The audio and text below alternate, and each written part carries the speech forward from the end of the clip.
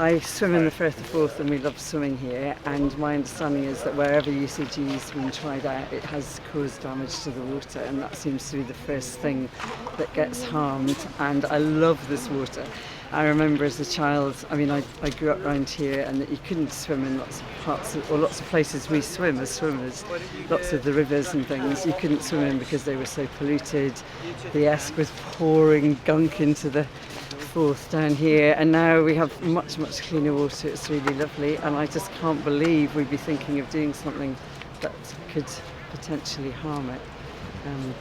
That's the main reason that I'm so opposed to it. Plus, I think we don't need to go backwards to fossil fuels. Would be, a different thing from the swimming, but surely we can move away from fossil fuels.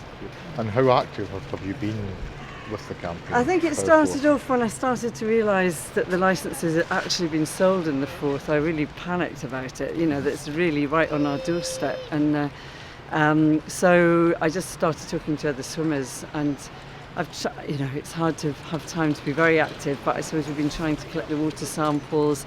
A number of swimmers are going to go to the demonstration today, and I think there are swimmers in other parts of the country that are also going to engage in the same kind of battles.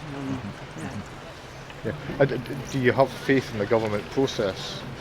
I'm very pleased to live in Scotland at the moment, so I'm very hopeful that they will listen to us. I mean, it is a worry that there's been more focus on the fracking and not on the coal gasification, and I do think it's very complex for everyone to grasp the different processes.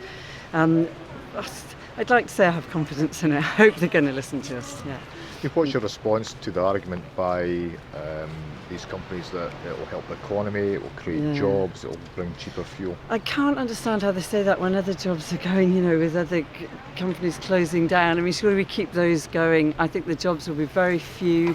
I think they'll come at a massive cost. I'd much prefer to see jobs in renewables or, jobs around things like swimming and sport and stuff like that.